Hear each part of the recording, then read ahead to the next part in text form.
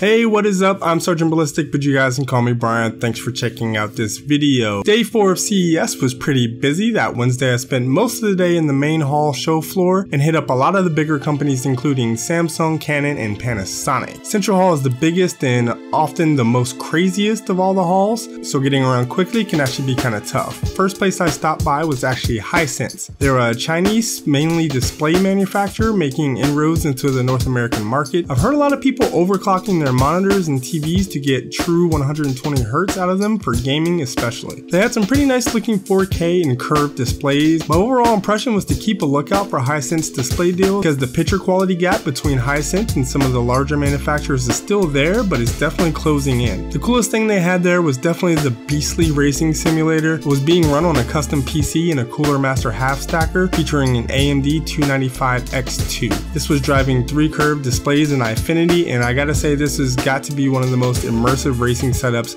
I've ever seen and definitely the best one I've ever experienced. The rig actually has pitch and yaw and tilt to simulate track topography, braking, accelerating, shifting, and just everything. Very cool. So after that I spent a lot of time moving around the main hall and eventually found myself at Panasonic. They had a pretty big booth and I actually missed some pretty cool stuff, but as you would expect they had some very nice displays there, and like Samsung and LG they're pushing into every corner of consumer electronics with things like action cams, home appliances, high-end audio equipment, and even vehicles. They had 2 cars on display there including the new Jaguar E-Type. Very cool looking car, but I'll let you go watch Top Gear to find out more about that. The biggest attraction by far was the Tesla Model X. This is a crossover utility vehicle. Features these new cool Falcon wing doors, not Gold Wing, but Falcon wing doors that can be opened even when parked next to a close by car. It features 3 rows of seating, and the center console is actually a 17-inch Panasonic touchscreen running a custom Ubuntu Linux distro for the interface. I'm not really in the market for this type of vehicle, but it was definitely cool to see new offerings from Tesla there. Last thing I checked out was that they were showing off some of their projectors with this kind of cool waterfall pool display, and it looked pretty nice. Next up I stopped by a smaller booth for Nico.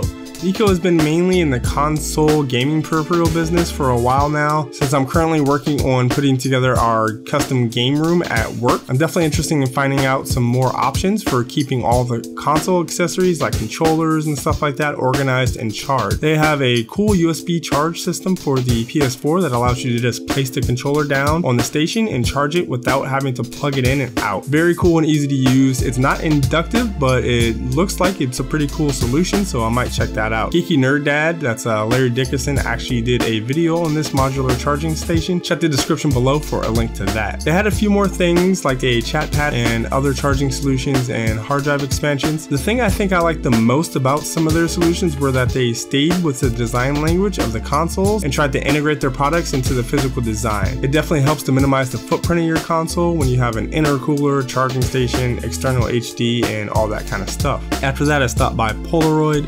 This isn't exactly the same company you might remember from childhood, but they're working hard to rejuvenate the brand. But cameras definitely still seem to be their bread and butter. They of course have some traditional / vintage looking instant print cameras, but have also moved into the vlogging action cam realm with their Cube camera. Tomas Villegas, who I hung out with a lot in Vegas and have just been chatting with online, has been vlogging with this pretty much exclusively, and it's yielded some pretty great results in his videos. I think you know what to do by now. Go check the description for links to some of his videos.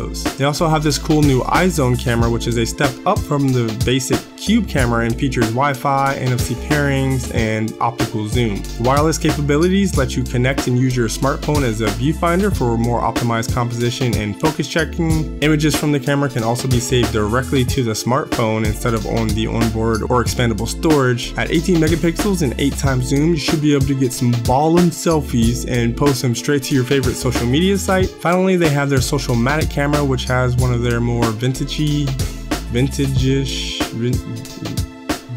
designs. It includes a 4.inch touchscreen, LED flash, and runs on Android. It also features a built-in printer, letting you choose to share your photos however you want to, IRL or on the interwebs, and it retails for $300 and it's actually available on Amazon now. Next, I went and hit up Samsung. I was wondering if they could redeem themselves for their lackluster conference, and I'd say somewhat. Their booth was of course very busy and very large and actually kind of hard to shoot in. They were showing off plenty of their new curved SUHD displays. Being able to see those even closer revealed the picture quality to be some of the highest I've ever seen on any displays ever. They also had an 8K panel on display. Kind of crazy, you know, 4K is barely being adopted yet, but I guess it's good overall that they're exploring these new higher resolution range. I got some hands-on time with the Gear VR and I was actually pretty impressed by the build quality and overall experience. I've been looking into VR a lot more recently and I'm trying to plan out some videos on the whole VR ecosystem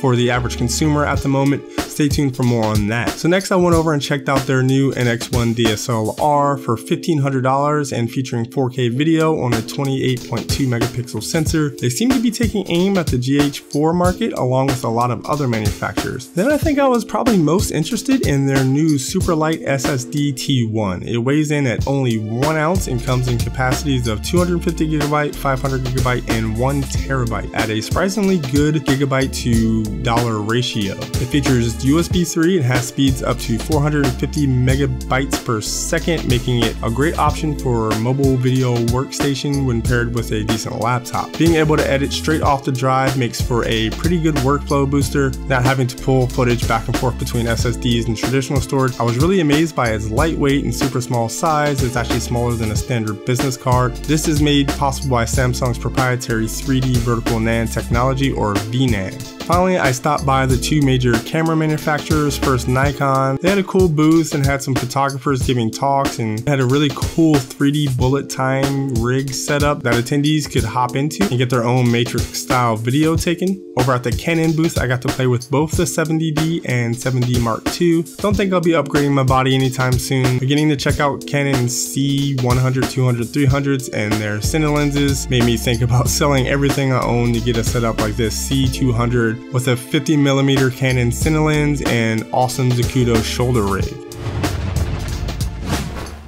So that's it for my day 4 coverage. Over the week I found that when people say it's impossible to see everything at CES, they're not exaggerating. I found myself going back to booths and trying to get footage of a product I missed or heard about from somebody else or saw in a video, and sometimes whole booths I didn't see originally but had to backtrack and go check out. But go ahead and give this video a thumbs up or thumbs down. Let me know whether you want to see more videos like this in the future. Subscribe if you haven't already for more CES coverage and other cool tech videos coming up. Follow me on your favorite social media site for more frequent updates on all my tech, upcoming videos, and ongoing projects. I've also got my Amazon affiliate link in the description.